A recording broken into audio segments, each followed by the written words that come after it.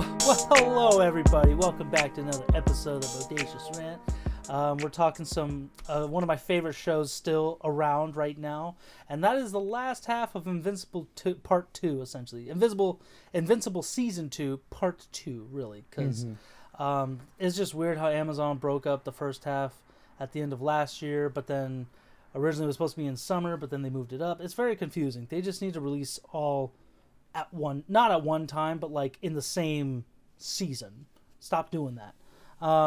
This is we are just a heads up for those of you if you haven't caught up entirely. There are gonna be some minor spoilers. We're not gonna go super in depth with everything, but we're just gonna do an overall recap of the last half of the season and stuff, and predictions / what we're looking forward to for the next one. So also, if you haven't read the comics, but you haven't watched the show, it's up to you. However you want to do it. If you want to be spoiled, that's fine. But if you do like the video, please give us a like, ring the bell for to stay notifications. I can't talk right now, and of course subscribe. We do appreciate you all, and let's feel invincible together. Let's just smash stuff and people together. Maybe not so much people, but things. That's what we need to do. But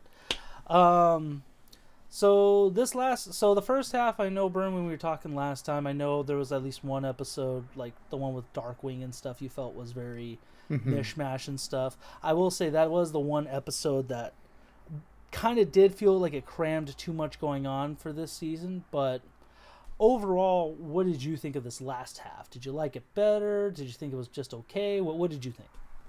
I would say that I had the opposite reaction to the second half of the season. The first half of the season, as you mentioned, I thought was very all over the place and just very scattered in a lot of the things that I wanted to handle. In that episode in particular, it felt like they were trying to juggle way too many storylines instead of focusing in on the things that I felt were a little bit more important, which of course is, the main story with Invincible and Debbie and everyone sort of reeling after, the big reveal at the end of last season. In this second half, I found it a lot more focused, for sure. I thought they really honed in on a lot of those aspects that I was really hoping for in the first half. So I'm really glad that we did get to really dig into those. Where I do think that the second half does suffer, though, is also sort of a little bit of a pacing issue. I think where a lot of the storylines that we are giving attention to and that we are exploring felt a little bit long-winded to me. It felt like there were, in particular, the one that comes to mind was the relationship between Amber and Invincible. Just one example, just where it felt like the writing was on the wall for the longest time, and it felt like they were repeating beats a lot, where they were trying to make this thing work, and it's not gonna go the way that they wanted to go. The payoff to it, I thought, was great, and I will say that a lot about a lot of these storylines is that the payoffs to them were really worth the wait. It's just that it felt like in these last 4 episodes, it really sort of slowed things down a little bit too much for my liking, where it felt like not a lot got accomplished narratively, but I think emotionally for the characters, where they end up was a lot more satisfying than what we got in the first half. Yeah, I could see that's fair. I mean, because it is one of those things, like, it was what I like that Kirkman, he has made some tweaks to his original stories and stuff, and from what I remember from reading them, and it was only like months ago, almost a year now since I've kind of read them all. The relationship did get kind of drawn out in the comics as well to a certain extent. I want to say it ended a little bit sooner than where the show did it, but what was smart was that, essentially as how things are kind of getting back to normal for both Debbie and Mark and all that stuff, and even with introducing Oliver to Debbie, which I'm still glad he kept that in there, because he could have gone way more dramatic, where in the comics at first and like the show, she was very taken back, like, oh great, now I'm going to take care of my ex-husband's bastard child, essentially. But she grew to love him. Oliver really did become another one of her sons, and so I'm glad they kept true to that, because that would have been just too much of a bummer, or too dark if she didn't accept him like that. So I'm glad that happened. But yeah, essentially I did like how it ended for Amber and Mark, because it introduced one of the more pivotal characters going forward, or at least for big moments for Mark, really. And that's a Nissa, who was played by, let me pull up the cast list. I apologize, I don't have this ready. It's fine. I'll find it later. But essentially, she's going to be a big player, and I'm sure for those of you who have read the comics like myself, it's not going to be pretty what happens, but it is necessary for Mark's character growth and the future of Invincible, essentially. I do agree with you. Now looking back on the first half of the season, it was a lot of setup, like for this last half, and I think also for things going forward to a certain extent, because that one episode in first half with like Aquarius's wife and Darkwing and stuff, it kind of will play back into later, more Darkwing than anything, but yeah, it definitely felt like a little bit faster, like just too quick and stuff overall, where this last half felt longer. How did you feel about it's actually funny we've been talking about that, especially how last year Amazon teased that, Invincible season 2 is coming, there's going to be a better animation stuff. How did you feel about the animation this time? Did it improve much or not really? I mean, and it's more of the same, I think. I think there hasn't been any real significant improvement from season 1 to season 2. Again, not that I had any complaints to begin with the animation style and like how anything looked. Really, I thought the first season was pretty good in my opinion, and then I thought this second season overall was really good too. It's just it is interesting to see that there was a lot of talk beforehand about how much improvements there were, and to really see none of that, with the exception of a few scenes. Again, the whole Omni-Man sequence at the beginning of the second half of the season was pretty great. Was that the beginning of the second half? That was the first episode of this season, the second half, right? No, if you're talking about when he fought the Viltrumites on Thraxa, that was actually the end of the last half. End of last season. Okay. Yeah, because that's when they fought and he got taken away by him. He said, "Read my books, Mark." But right. Yeah, no, I get you. That Yes. was well done. The reason why I asked is just because we've joked about this in private conversations, that how this show hyped up the animation. That's why it took so long. It's like, for there to be no minor improvements, that's not a good look on Amazon. I don't necessarily blame Kirkman. I wouldn't be, but it's also like, to a certain extent, it is up to him. He is the showrunner, so he does have a certain responsibility to take, where it's like, dude, get this out faster. What is taking so long? But when you kind of have to cram, like, I forgot how many issues are in the comics and stuff in the omnibuses. It's like 100 something. When you have to cram them all into a few seasons or something like that, I'm sure it's a lot of work, but Yeah, I mean, I don't envy the process, of sort of condensing down over 100 issues of comics into 8 episodes a season, which I think is a little bit part of the problem. I don't know how you feel about it, but I think these the current structure that they have for these episodes isn't really working for me. The whole 8 episode, almost hour long, almost hour long. It doesn't feel. I think that's where a lot of the pacing issues come from for me, where things do feel like they're being a little bit prolonged to sort of make up that time. It could just be a scripting issue. It's hard to really say where the issue stems from. But as it stands right now, it feels like we're simultaneously getting a little bit too much in the episodes, but not enough in terms of the overall narrative. So that is one of the sticking points for me, where I don't know if going forward that it's the right call. I'm sure they're gonna keep it the same way, and maybe with the things that the storylines that this season sort of sets up, we might get a little bit more narrative momentum. I'm thinking in season 3 and going forward. But yeah, I think the combination of the weird release schedule, sort of the pacing of the storyline as a whole, where everybody is, in this season, seeing it all in its whole, is much more of a character focused season for sure than the first one was, where there was a lot of narrative intrigue with the whole Omni-Man reveal, and this one it's a lot of character growth for everyone involved. So I do really appreciate those individual storylines, and I think looking back on season 2, at some point we might and we might give it a lot more credit than we probably are giving it now, or at least I am.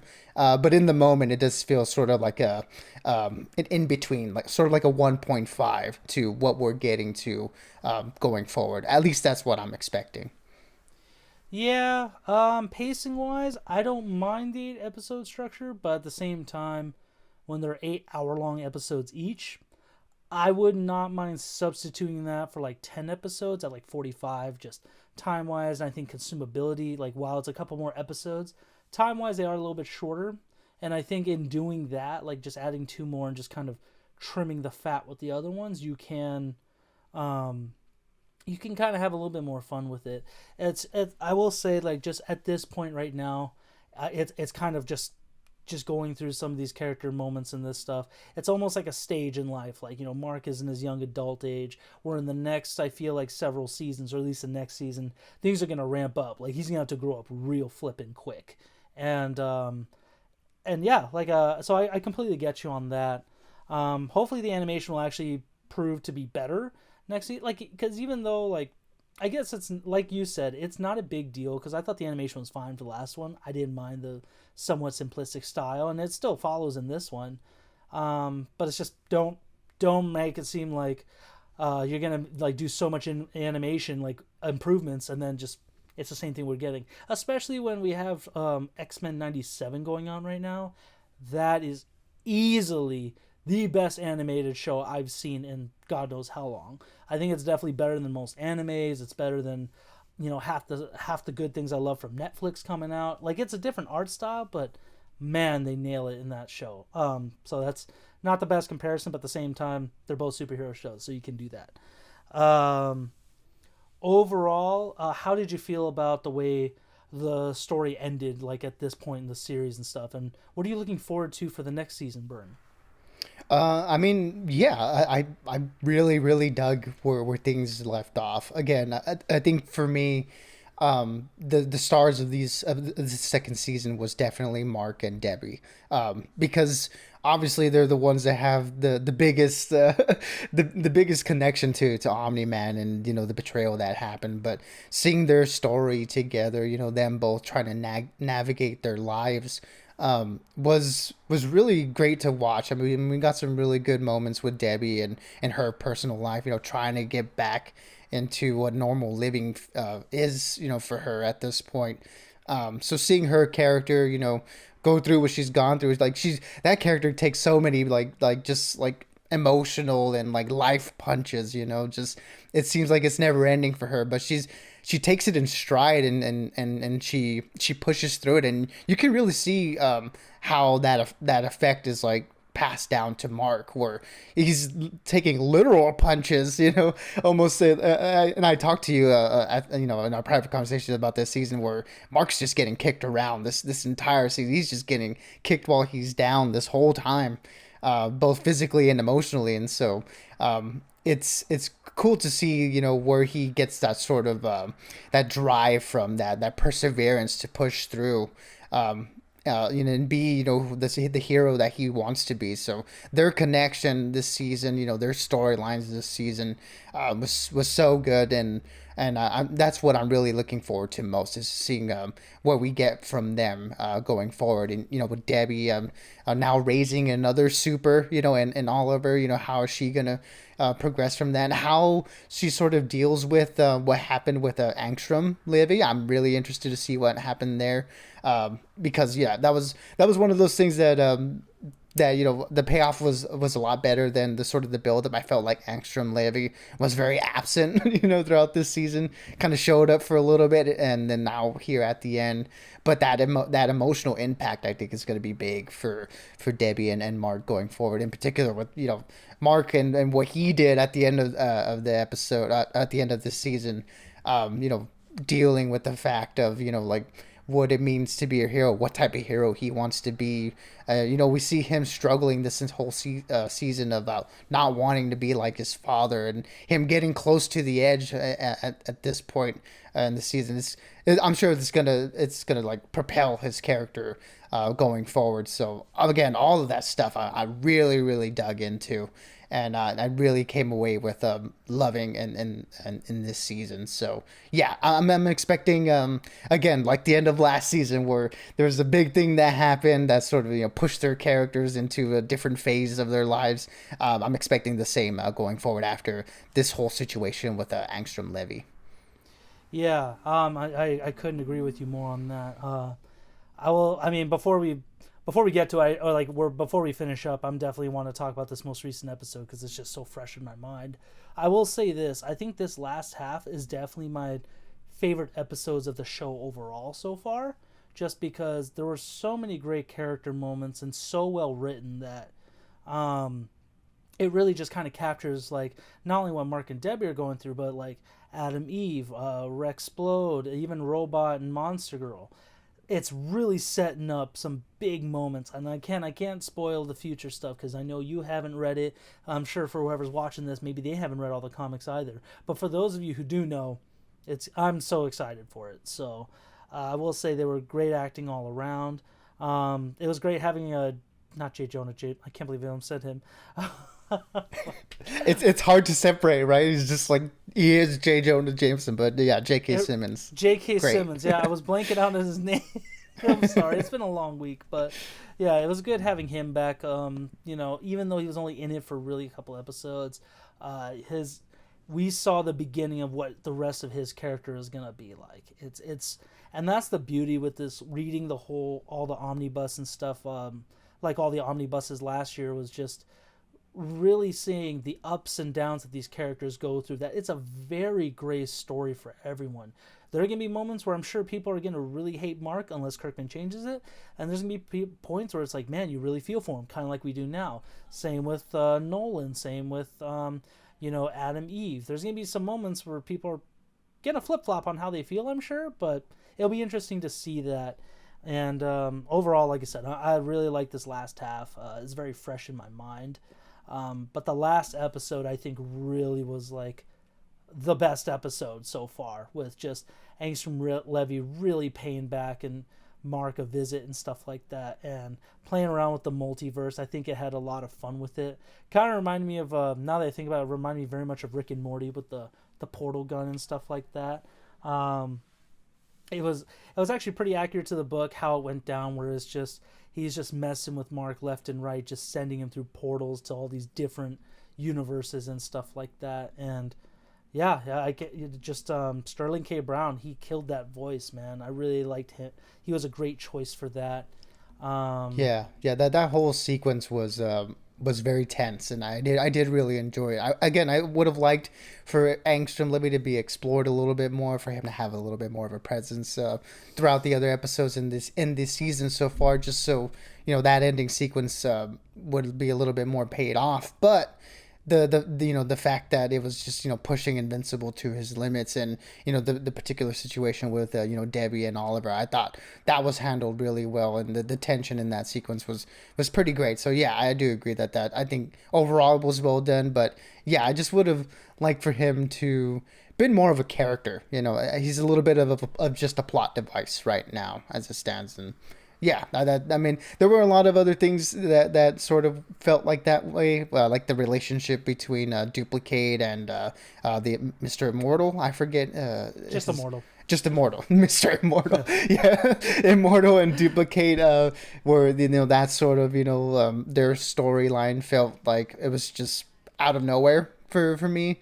And so, yeah, it was like there was a few storylines throughout this season that felt a little bit shortchanged that I would have liked to get a little bit more of. And yeah, Angstrom Lave is just, one of those. Oh, Bern, I want to talk to you about it so bad, but I can't spoil anything. I will just say this. For some of these villains that we saw in this season, they're going to come back. I'm not going to say who, but some of them. So, that'll be crazy to see what happens with them. But yeah, like I said, I thought it was very well done. I think it was like the strongest moment for Mark, just because we really, it's one of those big moments that he realized, like, no matter how much you don't want to be like your father, and it's just kind of a rule of life. Like, sometimes we'll never be our parents, but at the same time, we will pick up stuff like them. So, it was just such a great way to really, for him to kind of come to terms with that yes, you are part of Viltrumite. You are just like your dad to a certain extent, but that's where how at least he's acknowledging it, and it's gonna help him going forward for the most part.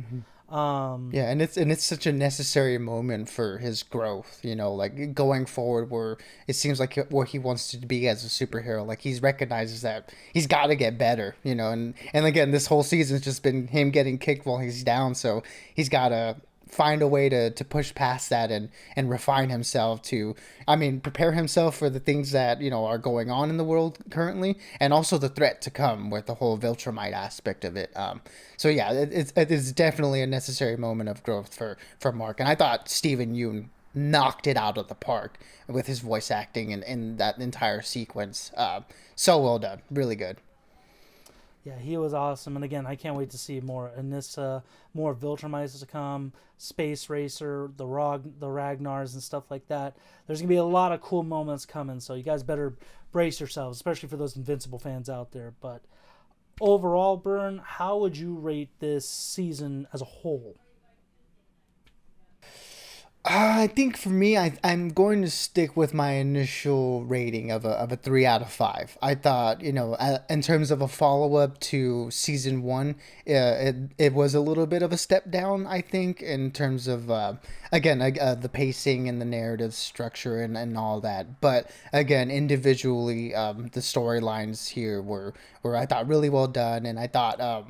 The where we're leaving the characters at the end of this is much more of a setup for things to come. And I think as much as season one establishes the world, I think this one is doing a different taking a different role in establishing the characters going forward after obviously what happened at the end of last season. But yeah, so for me there were things that I really liked, and there were things that sort of like left me a little bit like curious of like why certain decisions were made. Again, like not all of the subplots worked for me this season.